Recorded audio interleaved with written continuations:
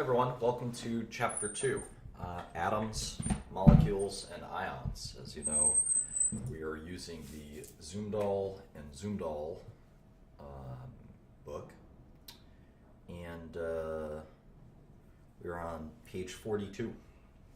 So let's get into it.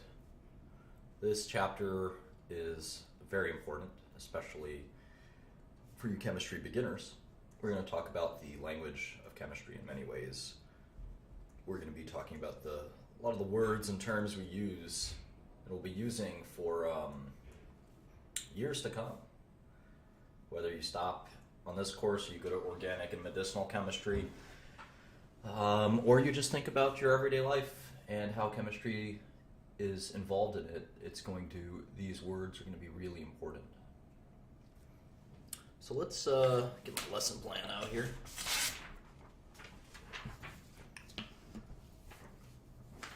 We're going to hop over to page 43. And we're going to talk about the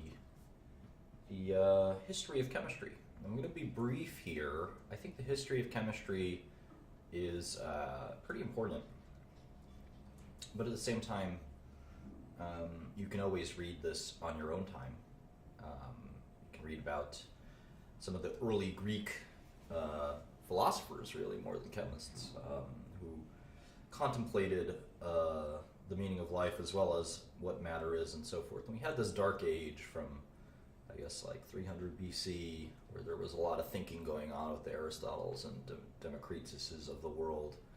And we had this sort of very kind of dark period until the sort of 1400s to the 1600s, where there was a very modest amount of thought on the subject, and then finally it sort of really took off and has been exponential since. Probably the only other name one would be interested to learn about is a guy named Paracelsus. And then the first real chemist who we will talk about a lot, especially in chapter 5, is Robert Boyle. And Boyle lived in the 1600s, so 1627 to 1691. And Boyle was quite important in ushering in a new era for chemistry. So we'll talk all about these famous chemists. And again, if you have your own interest, you can certainly look them up yourselves, and I would encourage you to do so. It humanizes and gives a lot of interest to the field if you study the people behind the field. Joseph Priestley was another important guy, 1733 to 1804. He actually was a priest, so there you go. And he also participated and was a key chemist in many ways. So that's enough about the history of chemistry. We're going to talk a lot about kind of one of the fathers of chemistry, a guy named John Dalton. And to this day, Dalton's name is still, it's now in fact a unit of measurement. The atomic mass unit is often called a Dalton. We'll talk about that in a minute. But Dalton will figure in prominently. And these are, certainly Dalton and Boyle are two probably the most important chemists ever. And we'll talk more and more about these people as we go on. Let's skip ahead to page 44 and 45. We're going to talk about 2.2, which is fundamental chemical laws. We're going to just go through a few of them. I think the first one is one you may already know, which we call the law of conservation of mass. And what's pretty cool about this is, as a child, this fascinated me a little bit, that in a chemical reaction, matter is never created. Matter, I guess I could write that, mass is neither created nor destroyed. And this fascinated me as a child because if you take a piece of paper, right, and you burn it, you can actually burn it so that there's nothing left, or there's just ashes, right? And it's sort of, you looked at a piece of paper and you said, gee, it really seems like matter was destroyed, right? If you evaporate, a tub of water, or a cup of water or something. It certainly seems like matter was destroyed. But this is a law. There's no doubt about it. And the person that pioneered it, quite importantly, was someone named Antoine Lavoisier, which is another important name. He was another 1700s chemist. Antoine Lavoisier, who was actually executed in the French Revolution, of all things. So this is an important law, and we're going to go through this law of conservation of mass many, many times. And this idea is quite important when we talk about balancing chemical equations and things like that. There's another gentleman named Joseph Proust, I don't know, contemporary of Lavoisier's, who determined this law. It's called the law of definite proportion. And this is sort of a interesting concept, which is a given compound. Think about water as an example. A given compound always contains exactly the same proportion of elements by mass. It's one water is the same as another water, and it's the same as another water. There's no water that's an H3O. There's no water that's an H2O2. Always contains exactly the same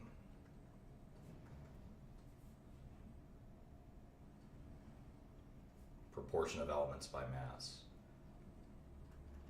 There's no water that's H2.1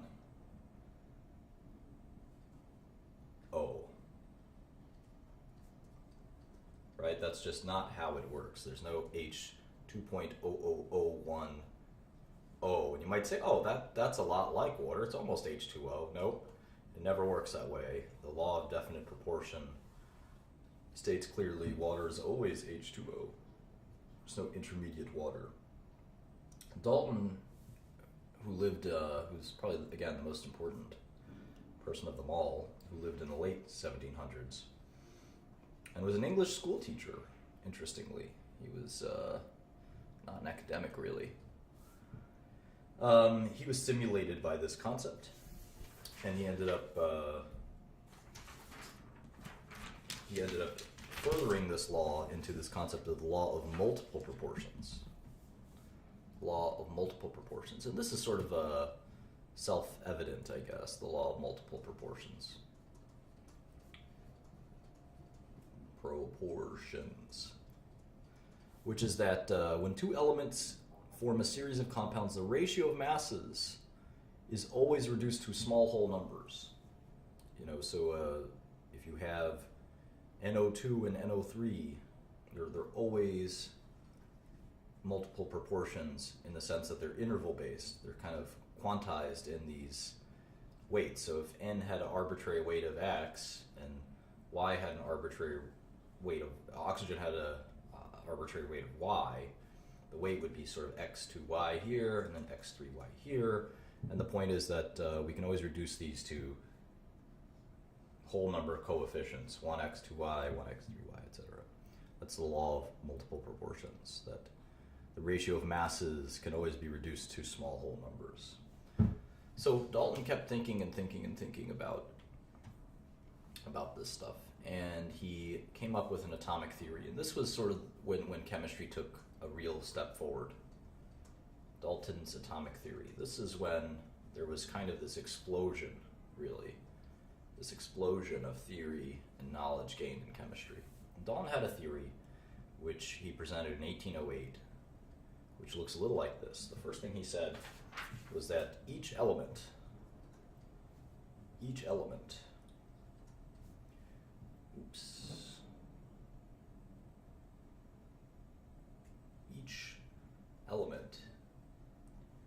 is made up of tiny particles. Not the best writer this afternoon. Feels like morning. Of tiny particles called atoms.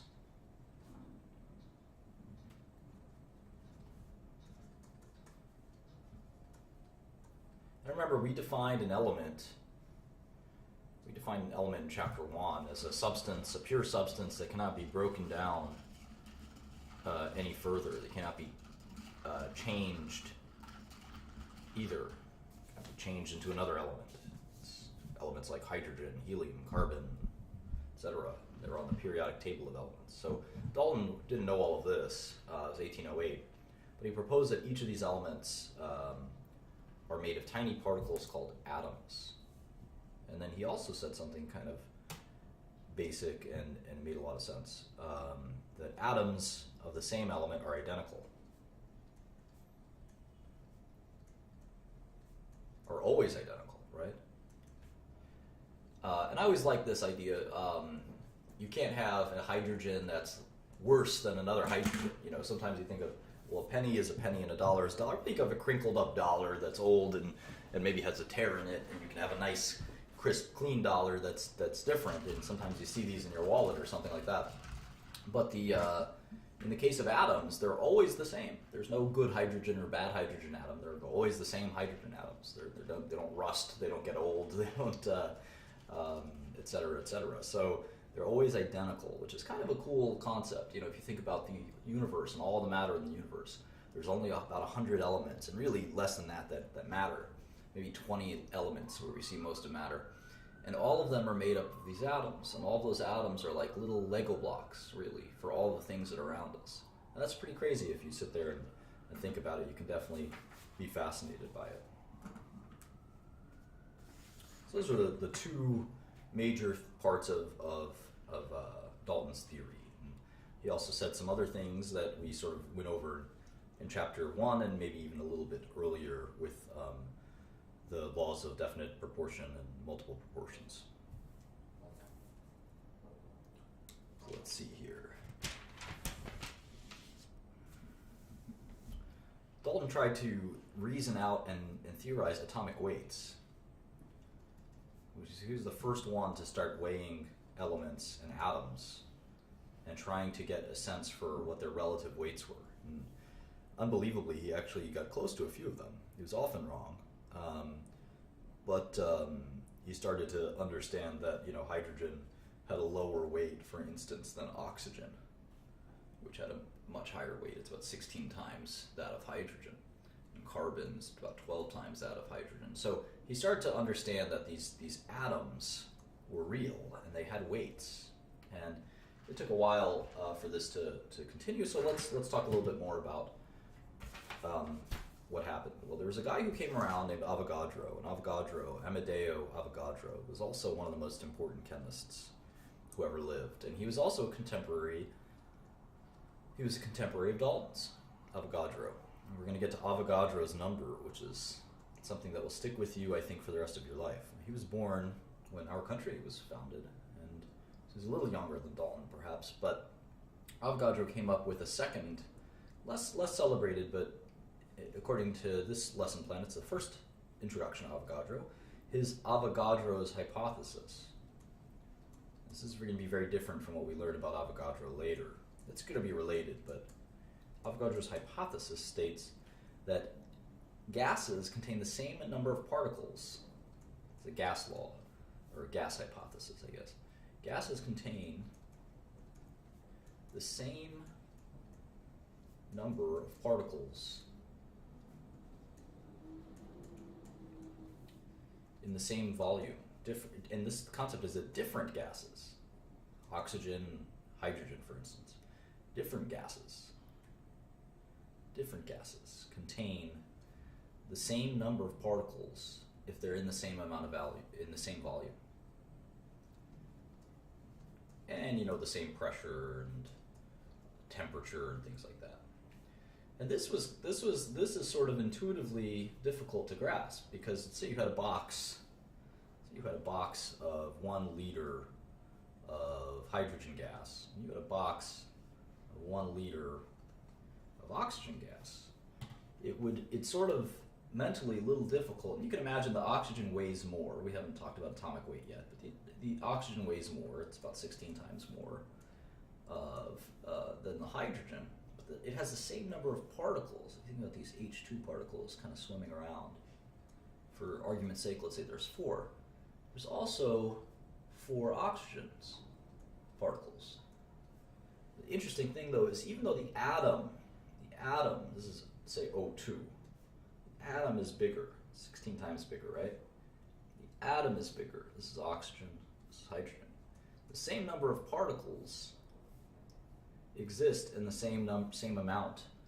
The volumes contain the same number of particles. So this was pretty interesting hypothesis. And the size of the particles may be bigger, may be heavier, but it doesn't mean that that there are more particles, which is kind of an interesting hypothesis, and turns out to be true. So let's go to page 50. We're on page 50, and we're going to talk about some fun stuff here. Page 50. And we're going to learn a little bit about the first experiments, early experiments to characterize the atom.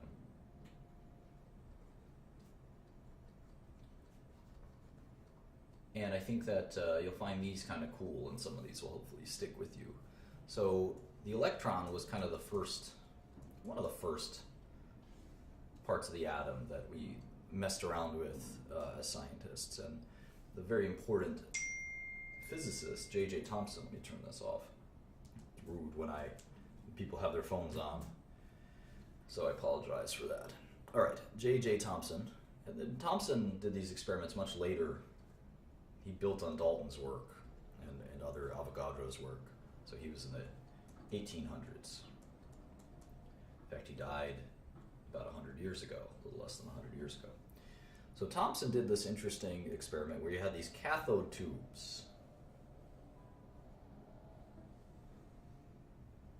Looks something like that. I'm not a great artist. Cathode ray tubes. And at one end of the tube is a positive charge, at one end of the tube is a negative charge. It's cathode and anode is sort of the way it's called. So in any event, he had these electron beam. He had this sort of electron beam. He didn't know it was an electron beam, but when he cathodes are sort of vacuums. So when he withdrew all of this, all the content of the tube, there still was this negative sort of beam, this electrical field, and he called it electrons. And he measured the particle of the electron. He actually got very, very close. He got the charge of the electron, he got the mass of the electron, almost exactly. And so he reasoned that electrons were a part of all atoms had electrons. He really started to divine some of these models. Atoms were electrically neutral, so he sort of started to understand that electrons were there around an atom. And what ended up happening is there started to become this sort of concept called the plum pudding model. And I think we'll dispel it in a minute, but at least for a couple hundred years, there was this concept that atoms were like pudding. There's a big lump of pudding, there's a nucleus, like maybe a plum, and there are these electrons that were like stuck in the pudding, circulating around this positively charged nucleus. So electrons are negatively charged. And this sort of the experiment that Thomson didn't do anything to dispel that. We'll soon learn that the atom is much more dynamic than this, but the plum pudding model was definitely a popular way to explain how the atom was. It's no longer proven to be the case. So there was another experiment I tend to skip it, but I feel bad for this guy's life's work. Robert Millikan, who was a contemporary of Thomson, and he did these charged oil drops. He did these interesting oil drop experiments. And what he did with these experiments is he was able to tell the mass of an electron. I won't go through how the experiment worked.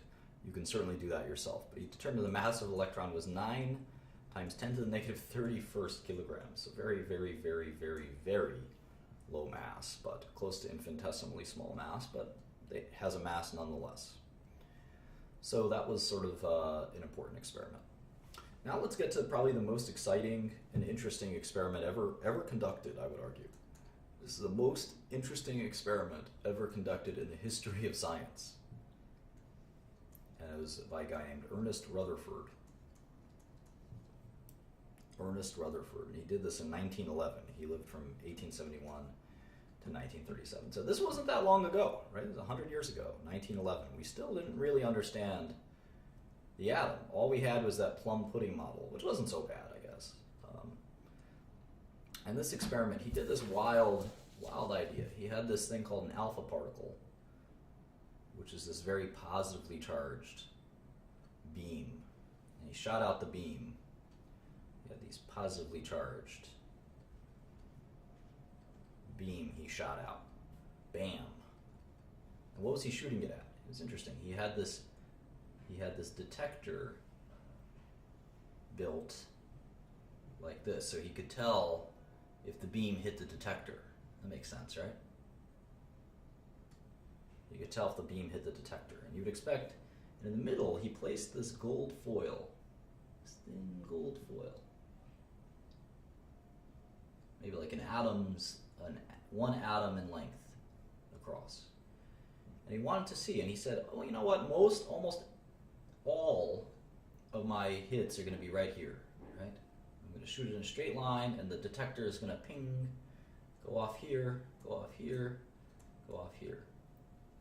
And what ended up happening was that some of the pings ended up being here, and here, and here, and here, and here.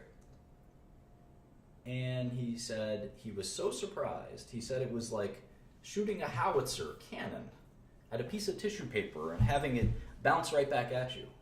It was such a fascinating result. And he said that there must be a positively charged part of that gold atom that when I shoot my positive particle at it is bouncing and repelling it.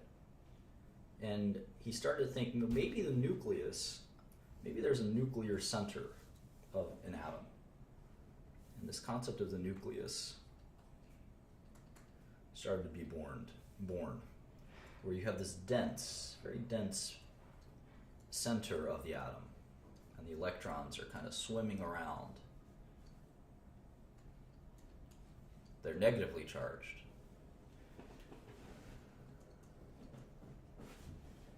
And that is sort of the model we use. Rutherford was able to sort of get an understanding of that it wasn't so much a plum pudding model, that this was empty space. Most of an atom is empty space. So when you're shooting these positive particles at it, that's why most of them do end up here. But occasionally one will bang into the nucleus and say, whoa, positive charge, we got to repel, and bounces back. So most of the atom is empty space, it turns out. In fact, the nucleus is the size of a marble in a baseball field. So you think about that. So when he shot those particles into the baseball field, it's like hitting that marble and having it bounce back. A few of them did do that. But that's how empty, if an atom is a baseball field, the nucleus is one marble in one chair in the baseball field. And the electrons are swimming around that baseball field. So let's let that sink in a little bit. So now as you can tell, we're moving off of the history, and we're just going to talk about the modern view of atomic structure a little bit.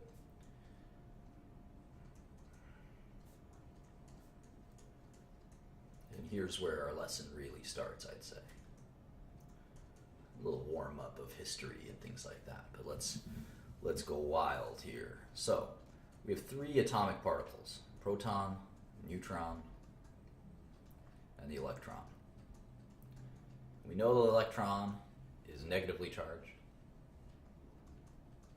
We know, thanks to Rutherford, we know this from Thomson's experiments, we know that, thanks to Rutherford, that the proton is positively charged, and it's part of the nucleus.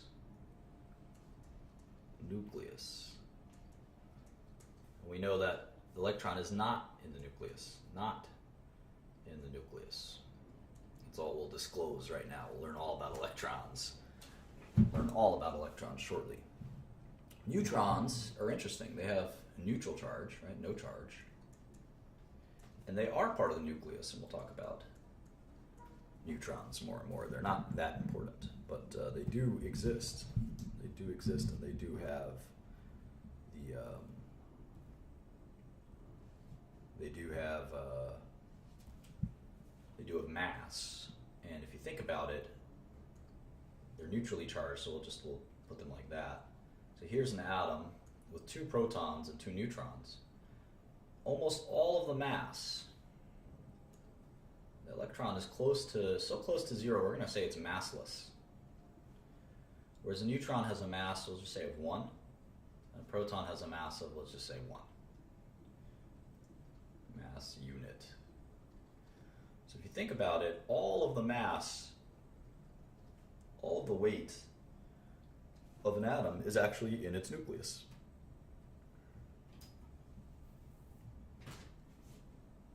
So, before we move on, so these are important things that are going to come up over and over and over again. We're just going to talk quickly about something called an isotope. So an isotope is an atom with a different number of neutrons.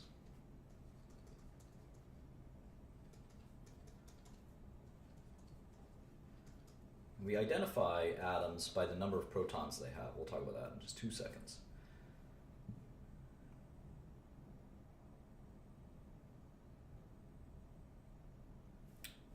Different number of neutrons, but same number of protons.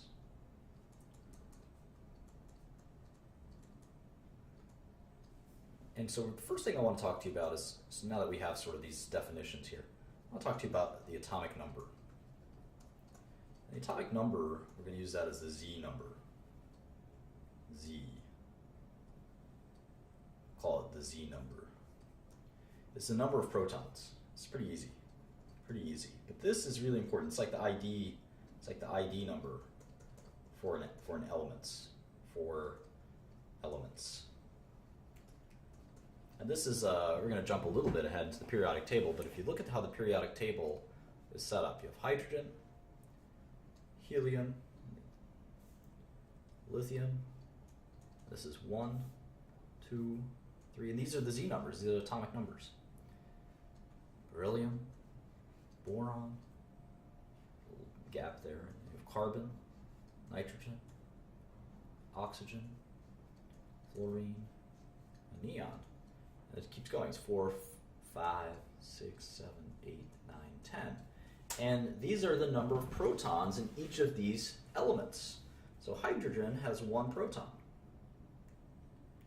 It has 1 proton. And we know atoms are neutrally charged, so it has to have 1 electron flying around it. We know that the plum pudding model doesn't really work, and then we're going to think about the orbital model, where it's going around it in an orbit like a planet around a sun. We'll find out that that's wrong too. That it's really more complicated than both of those things. But that's sort of the atomic number of hydrogen is 1. Hydrogen can't have more protons or less protons. If it had 2 protons, it's not hydrogen anymore. That's helium. So Z number, the atomic number, basically identifies what element we're looking at, what atom of what element. It's an ID number, in essence.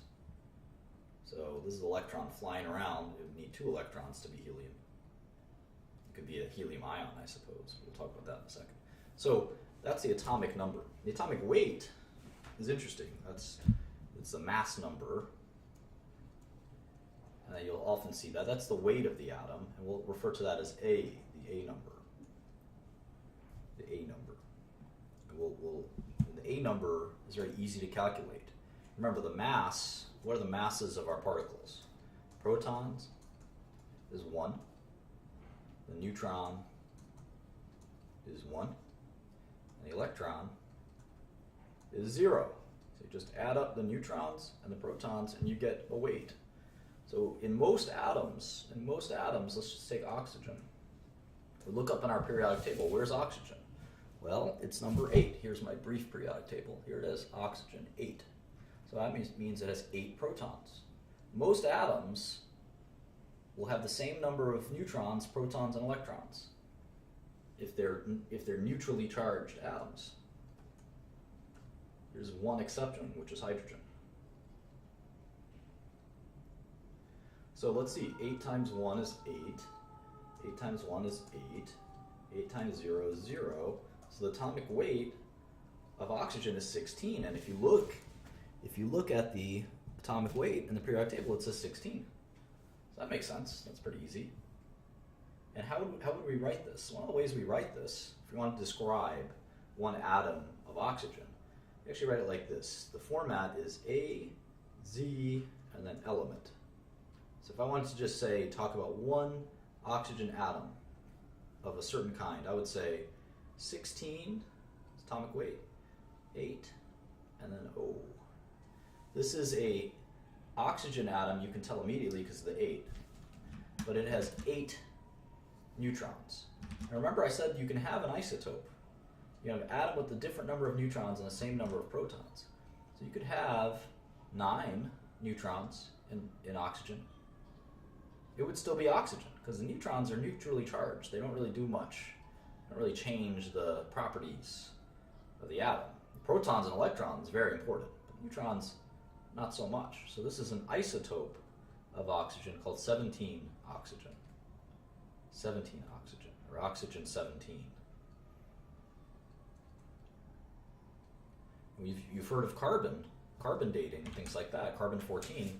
Let's look at that real quick. Carbon has an atomic number of 6, right? So most carbon is carbon 12.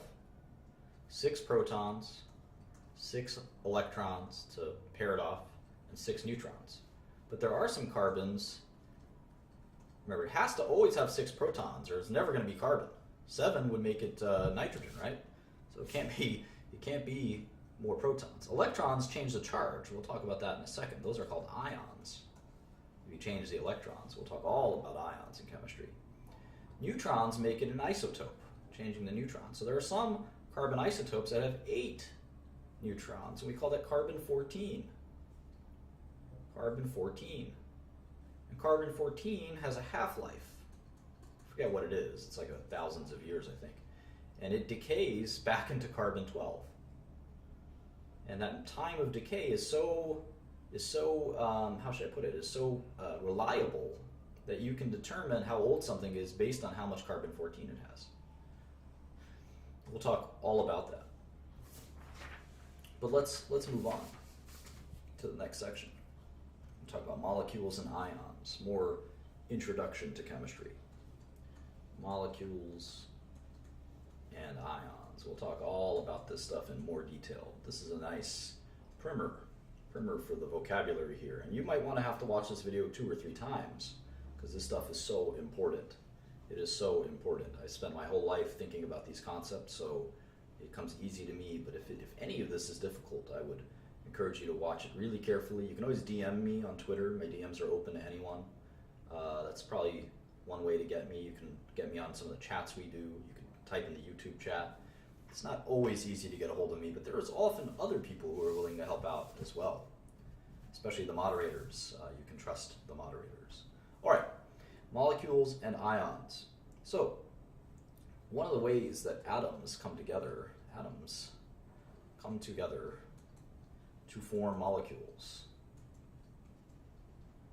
So we're comfortable with the idea of a hydrogen atom, right? It's got 1 proton, 1 electron. It actually has no neutrons. It's probably the only element that doesn't have any neutrons. Very interesting. It's very different. And we're comfortable with the idea of an oxygen atom. It's got 8 protons, 8 electrons, and 8 neutrons. And these guys come together. 2 hydrogen atoms will come together with oxygen to make H2O, which is water. We're, I think, a large percentage water. We drink water. We live on water. And that's sort of the nature of how molecules work. And how do they come together? They form something called a bond. Not like a stock in a bond, but a chemical bond. We'll talk about stock bonds in another video. But this is chemical bonds. So what kind of bond? What is a bond? Well, there's two kinds of bonds we'll think about broadly. This oxygen and hydrogen form something called a covalent bond. A covalent bond means that they share. They're going to be sharing electrons. All bonding takes place with electrons. This is really important. All bonding takes place with electrons. The electrons are kind of the bonding agent in these atoms.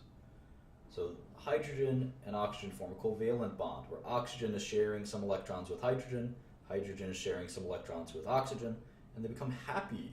We're going to talk about happiness or content quite a bit in bonding. We're going to go through this in more detail, but just think about these elements wanting to be more satisfied. There's a perfectly scientific reason. They're not actually happy or anything, but there's a scientific reason why they want to do this. And so this becomes a molecule. Once a bond happens, you get a molecule. Once two atoms have bonded, I would say come together, that's a Beatles song, they bond to form molecules. So let's put that in the back of our head.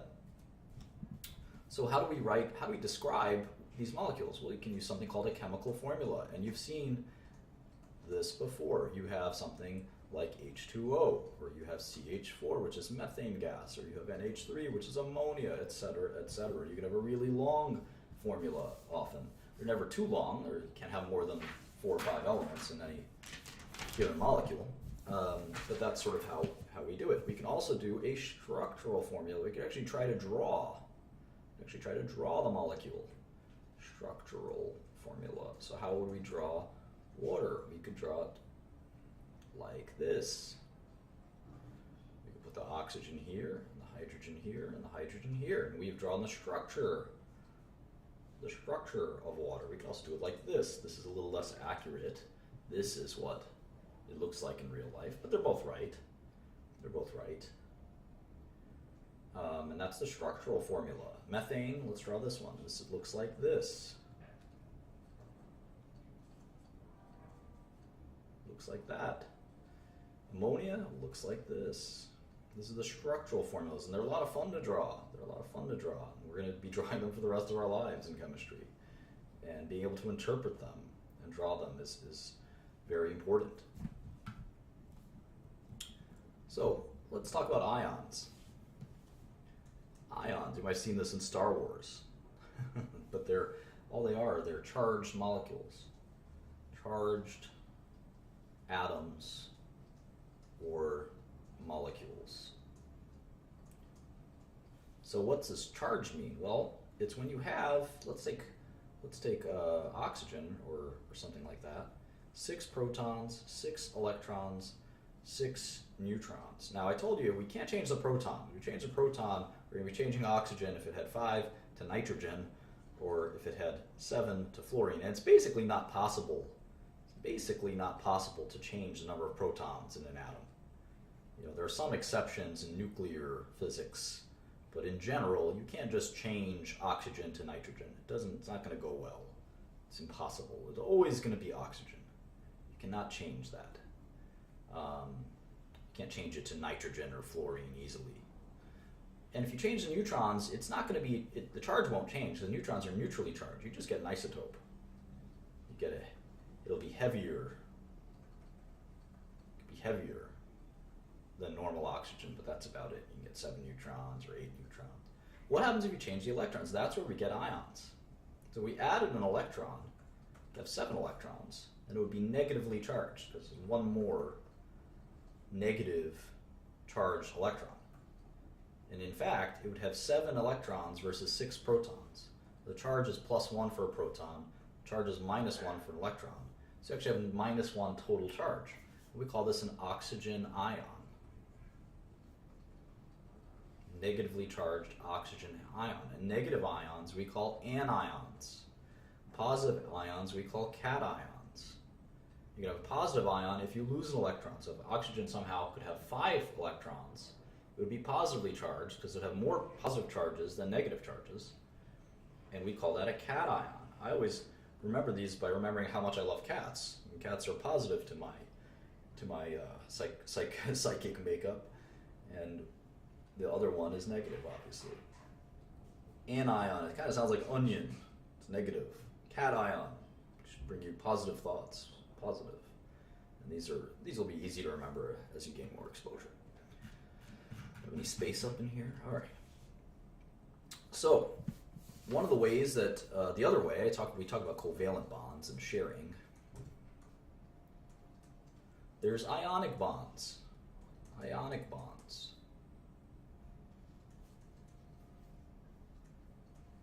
Which are not sharing. In fact, they're sort of taking, if you think of it that way. Sort of,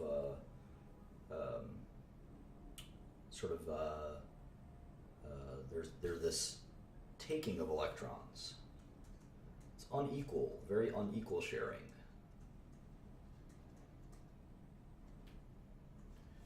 So one of the bonds that forms is table salt, sodium chloride. The sodium forms a cation, and the chloride forms an anion. And what happens is the sodium electron goes to the chloride, and it becomes negatively charged because it's got that extra electron, and the sodium's positively charged because it's lost an electron. It's lost an electron. And of course, these are the sodium that's positively charged, the cation, is attracted to the chloride that's an anion. So that attraction brings them together to make table salt. Opposites attract when it comes to atoms and ions. Finally, there's polyatomic ions. So you can have an ion of a molecule. We call that a polyatomic ion. We're going to learn a lot about polyatomic ions. It's going to be a little painful. We're going to do that, and I think we're going to do that later in the chapter. Later in the chapter. So you can have something that's like NH4 that's a cation. So this is a cation, NH4 plus. It is positively charged. So even though it's a molecule, it can be charged neutrally, positively, or negatively.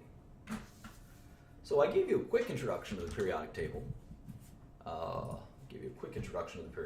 kind of drew one out. Hydrogen is 1. It's got a weight of 1. Kind of draw it in a little box. We've got helium over here. It's number 2. I think its weight is like 4. And you can keep drawing this, or you can Google periodic table and one will pop up very quickly. I'm not going to draw all the weights because I'll probably get one wrong. And et cetera, et cetera. I'll draw a couple more just because this will be helpful to you. I think it goes like this. Sneak a peek at the table just in case I don't want to embarrass myself or anything. It's in the period here. Aluminum, etc. And so anyway, this is what the periodic table looks like. It's a bunch of boxes, in essence. I'm running out of room because I'm not drawing it very well. Let me draw thinner boxes.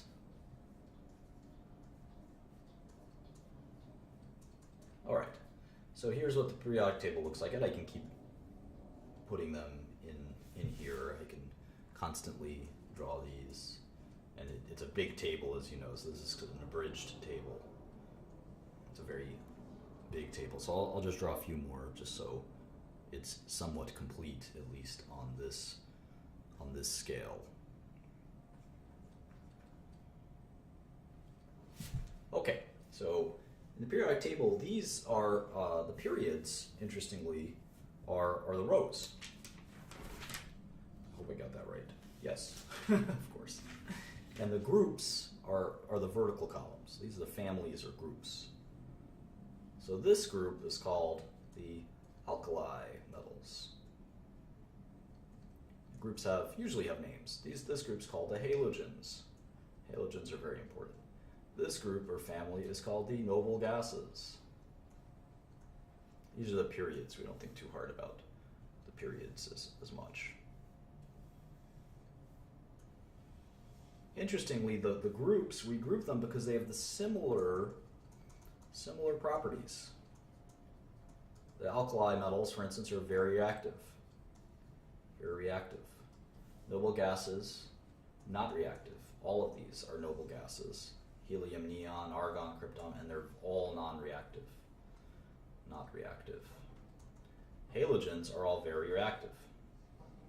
They all form anions. In fact, these are all metals. These are all metals. Everything to the left of this line is a metal. Everything to the right is a non-metal. Metals form cations. They tend to lose electrons. Nonmetals form anions. They tend to gain electrons and be negatively charged.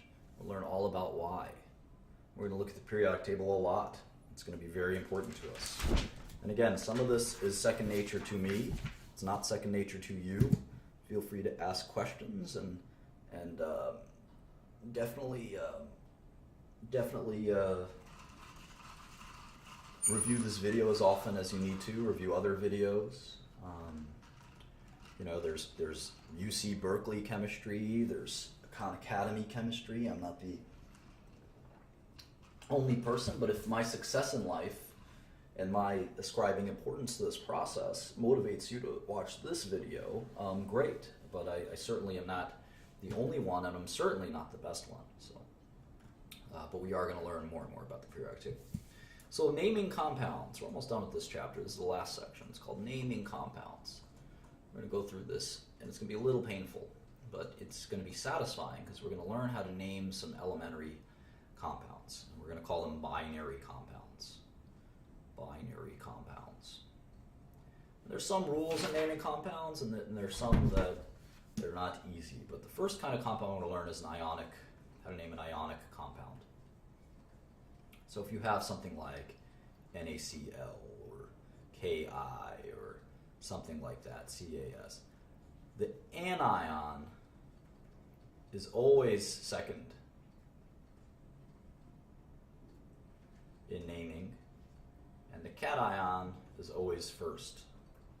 And remember, the way we can tell which one is which, you maybe say, Arnado, I barely know what a cation and an anion is. I know cats are positively charged and anion is negatively charged, but I'm so confused, help me.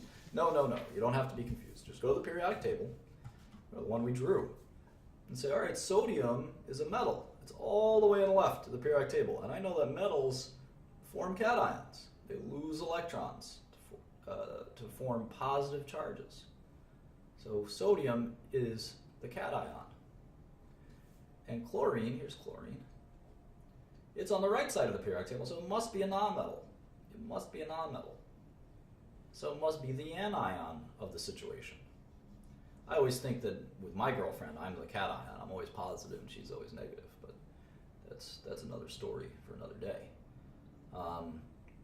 So this is an ionic compound, and this is the cation, and this is the anion. So we know that the cation goes first. So we're going to say sodium chlorine. Is that right? No. We take the anion and we make the ending IDE. So we're going to make it sodium chloride. Sodium chloride. Does anyone know how we would do Ki? Well, let's go to the periodic table. And I'll just tell you that iodine is down here. Here's where iodine is.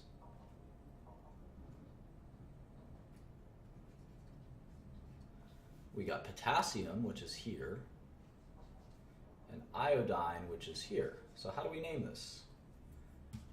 Potassium iodine? No, it's potassium iodide. Potassium iodide. So that's pretty easy.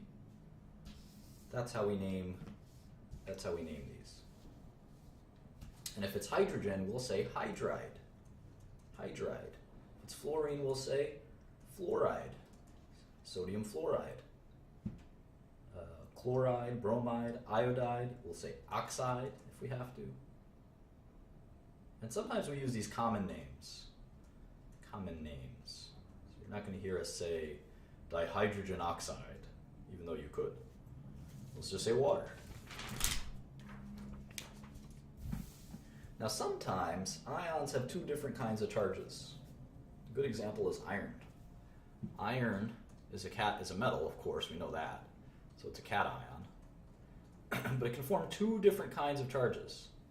It can lose 2 electrons, or it can lose 3 electrons. And you can imagine that we want to match it with anions that lose 2 or 3 electrons to be negatively charged, so that we have a neutral molecule. And one atom that always seems to lose 2 electrons is oxygen. And iron definitely can, well, it gains 2 electrons. Gains 2 electrons to be negatively charged. Iron loves to donate 2 electrons, so we could have FeO. We can have FeO. Or FeCl. Cl2. Cl loses 1 electron, but we can have 2 of them. So again, Cl gains 1 electron, gains 1 electron. It gains 1 negative charge. Sometimes you can slip up when you think about these positive and negative charges. It can be a little confusing. Chlorine wants electrons. Iron loves to give them up. So FeCl, but why not have FeCl3? You can have 3 chlorines with 3 -1 charges, and one of the irons with its +3 configuration. So that can happen too. So how do we write down? We know iron, and we know we're going to say oxide or iron chloride. But what happens when we want to say iron chloride twice? Which one is it? Obviously these are different. One is FeCl2 and one is FeCl3. Well, we actually write it like this. We'll say Fe2 iron 2 chloride or iron 3 chloride. So we'll actually just indicate the charge in parentheses. We used to have these difficult ferrous and ferric chloride, and we've sort of have moved on from using that naming system.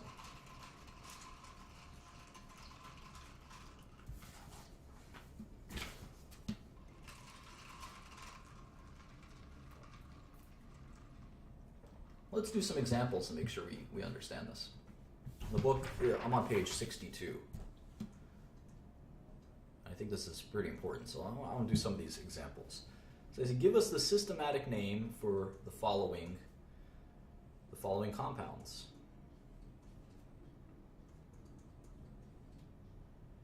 All right, so the first one is easy, I think. Cu is copper. Cl is chlorine, but we're going to say copper chloride. Copper chloride. But copper can form different kinds of cations. We know chlorine always takes a -1 because it's a halogen. It's in the 7th column. Always takes a -1. We'll talk about why. So in this case, it has to be copper 1 because copper can be a +1 or a +2. How about this one? This is mercury. And this is oxygen, so it's the anion, so we're going to say mercury oxide. But again, oxygen takes a -2. Mercury can take a -2 or a -3, I believe. So we're going to say mercury 2 oxide. This one's pretty complicated. Well, we got iron, which we know does +2 or +3. You know, oxygen only does -2. So we have 3 oxygens, so the total negative charge will be -6. We only have 2 irons, so we know it's going to have to be the +3 kind to balance it out. So this is going to be iron 3 oxide. And we'll learn all about these charge things. If these are a little bit confusing to you, don't worry about it. But we'll get there soon. Okay. What's next?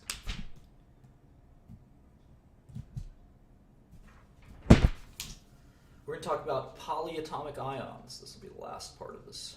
Polyatomic ions. As I mentioned, you can have ions that have more than one atom in them. We call that polyatomic ions.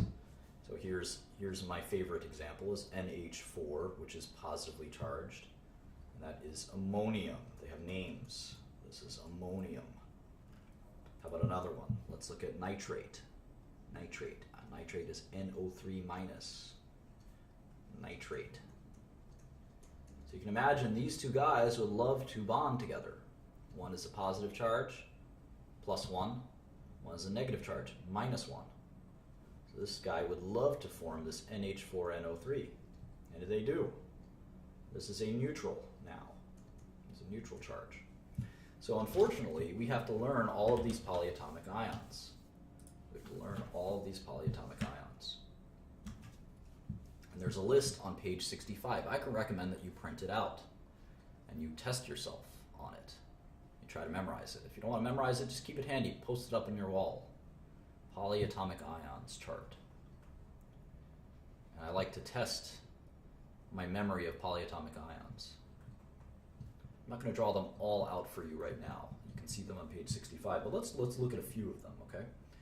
Let's look at the chloride ions. There's ClO minus, there's ClO2 minus, there's ClO3 minus, and there's ClO4 minus.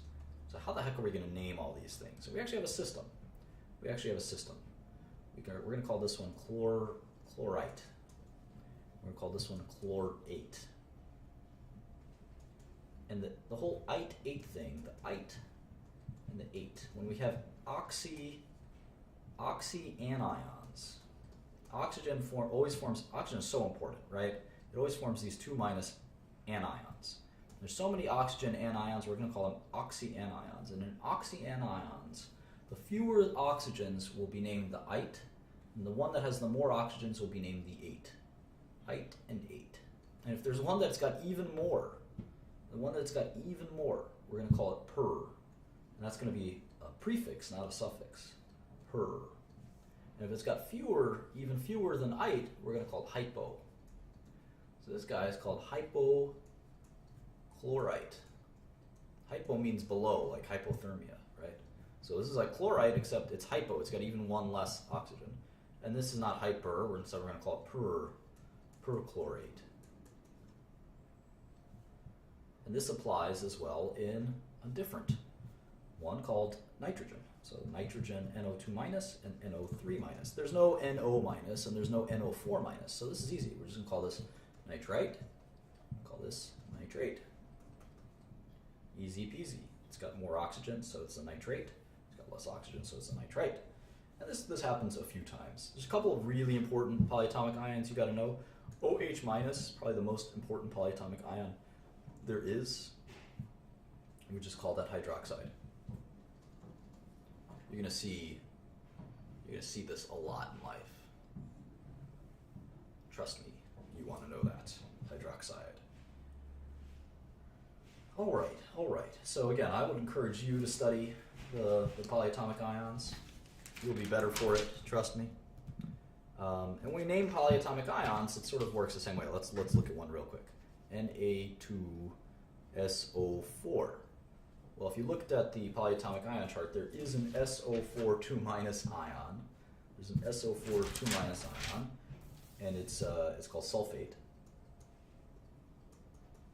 You can imagine that there's a sulfite. It's SO3 2 minus. Sulfite. There's no hyposulfite or hypersulfate, so there's just sulfite and sulfate. So we have Na2SO4. So we know when we name this, we're going to put, this part's going to be sulfate, right? This part's going to be sulfate. What are we going to say about this?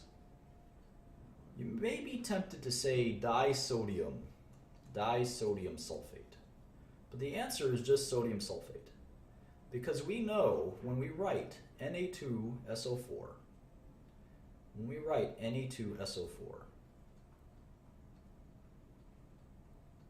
we know there's a sulfate, which is always SO4. And we know that this is not a charged molecule, otherwise it would have a plus or a minus up here. It's not charged, neutral. And we know, because we're great chemists, we know, and we study our stuff, we know that SO4 is a -2 charge. So if it's going to be sodium sulfate, it's going to have 2, we know that sodium is a +1 charge. It's in the first family in the periodic table, first group, so that's why it's +1. All of those guys are +1. So we know we need 2 to balance the sulfate charge. So we can even see sodium sulfate written down, and we can start to say, all right, what do I do? How do I turn this into a chemical formula? Well, I know sulfate is SO4. All right, And I'm in the back of my head, I know that there's kind of like a 2 minus charge floating around here. I know that. And then I see sodium, so I got to write Na in front of it. But it's not a charged molecule. It's not a charged molecule because it's sodium sulfate. So it's going to be Na2SO4. And that's sort of the way we think about that. All right? So if we have a binary covalent, we have a couple more naming things and then we're done. Binary, because we're going to use a lot of names in chemistry. You got to learn the language first. Binary covalent compounds on page 67. So here's a bunch of confusing nitrogen covalent compounds. N2O, NO, NO2, N2O3, N2O4, etc. So how do we name all these guys? So let's start with this one. We're going to call this dinitrogen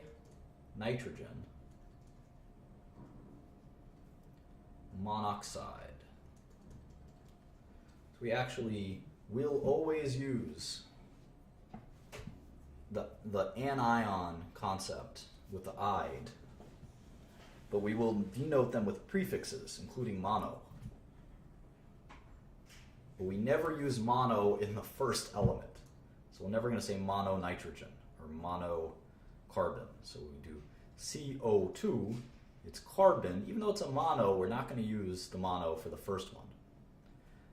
And it's not carbon oxygen, or it's not carbon dioxygen, it's carbon dioxide. Carbon dioxide. It's an oxide, so we use the anion IDE, and we have to use the prefix, carbon dioxide. If it's CO, it's carbon monoxide. We have to use the prefix. So here it's dinitrogen monoxide. Here it's nitrogen monoxide. Remember, for the cation, or not the cation, but the first element, we never use mono, even if it's mono. Nitrogen monoxide. You can pause the video and ask yourself, what would NO2 be? NO2 be? Simple, it's nitrogen dioxide. How about this one? Pause the video now and tell me what this one is. Well, it's pretty easy. It's dinitrogen. We can use the di in this case because it's not a mono. Remember, we never use mono, so it's dinitrogen. Trioxide. Trioxide. And for this one, it's tetraoxide. Tetraoxide. And sometimes we have these common names, like water or whatever, common names. And we do have some common names here. We actually call this nitrous. Nitrous oxide. We call this one nitric oxide. You might see these names, and unfortunately you just have to memorize these common names. Another common name is NH3. We call that just ammonia. Ammonia. It has no rhyme or reason, it's just called ammonia. And unfortunately you got to learn these sometimes. All right, we're almost at the end. We got five more minutes at best, and we're going to learn about acids.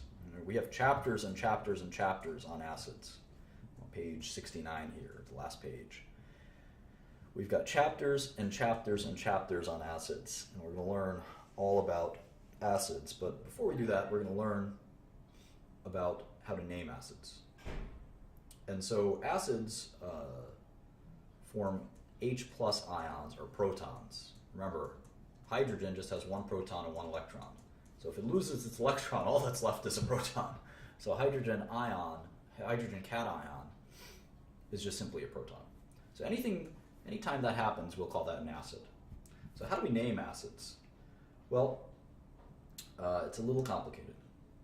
So if we have HCl, we're going to call this hydro. We're always going to take that H and we'll name it hydro with the prefix.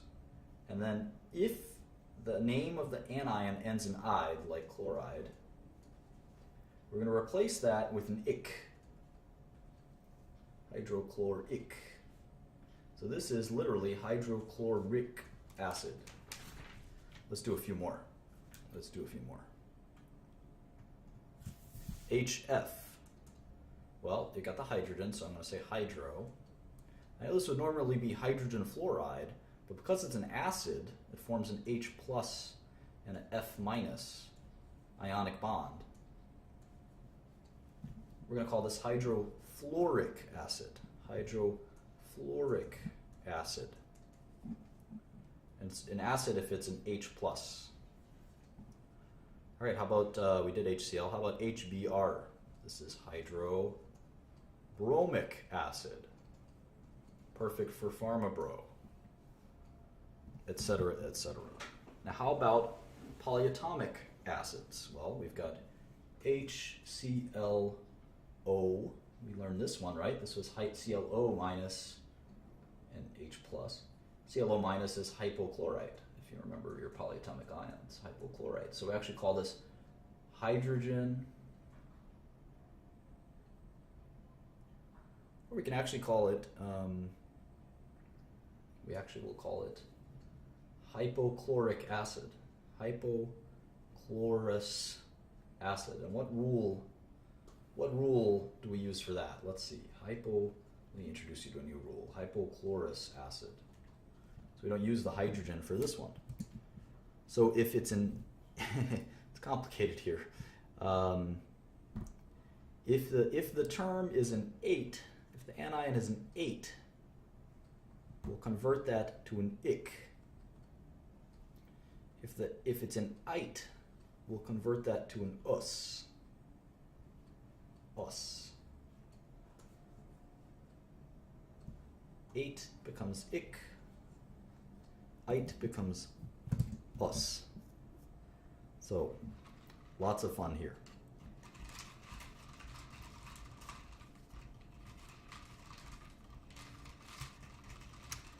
If it's an oxygen-containing acid,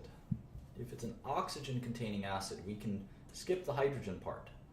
So let's look at HNO2 minus. If you remember your polyatomic ions, there's no minus, it's NO2 minus. The ion is what again? It's nitrite, right? So because this is an oxygen-containing acid, it will form the H plus ion and will form the NO2 minus nitrite ion. We'll actually call this one nitric acid. Nitric acid. Let's do one more oxy acid and we'll be done. Do one more oxy acid and we'll be done.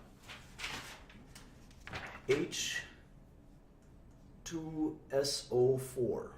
We know this is an acid. We can tell immediately because there's a hydrogen ion. To be balanced, we know SO4. We learned that a few times. This is sulfate. This is sulfate. We know it's going to have to be 2 hydrogen ions to balance this out. Each hydrogen is a +1, right? So we're going to need 2 hydrogens. So this will form together and form this guy. Now, how do we say this guy? Remember, because it's an oxygen-containing acid,